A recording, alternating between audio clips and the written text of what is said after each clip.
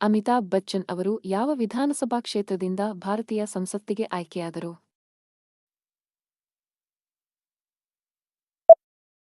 ಉತ್ತರ ಪ್ರದೇಶದ ಅಲಹಾಬಾದ್ ವಿಧಾನಸಭಾ ಕ್ಷೇತ್ರ.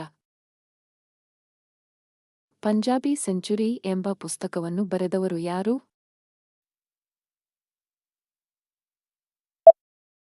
ಪ್ರಕಾಶ್ ಟಂಡನ್. ತಿರುವಾಂಕೂರಿನಲ್ಲಿ ಇಂಗ್ಲಿಷ್ ಶಿಕ್ಷಣ ಯಾರ ಕಾಲದಲ್ಲಿ ಪ್ರಾರಂಭವಾಯಿತು?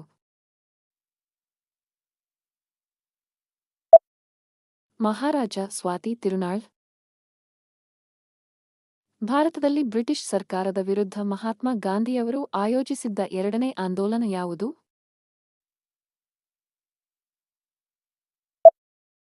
ನಾಗರಿಕ ಅಸಹಕಾರ ಚಳುವಳಿ. ಯಾವ ದಿನವನ್ನು ವಿಶ್ವ ಜೀವವೈವಿಧ್ಯ ದಿನ ಎಂಬುದಾಗಿ ಆಚರಿಸುತ್ತಾರೆ?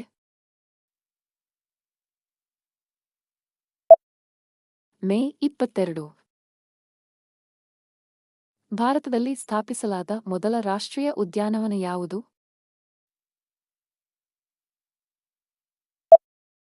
ಜಿಮ್ ಕಾರ್ಬೆಟ್ ರಾಷ್ಟ್ರೀಯ ಉದ್ಯಾನವನ.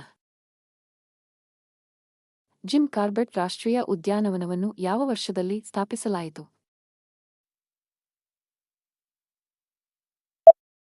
1936.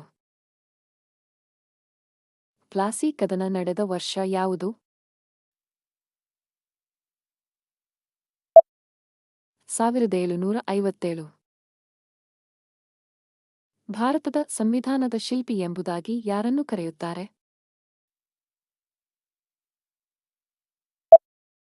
ಡಾ. ಬಿ.ಆರ್. ಅಂಬೇಡ್ಕರ್.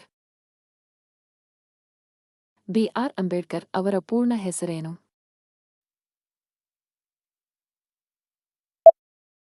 ಭೀಮರಾವ್ ರಾಮ್ಜಿ ಅಂಬೇಡ್ಕರ್.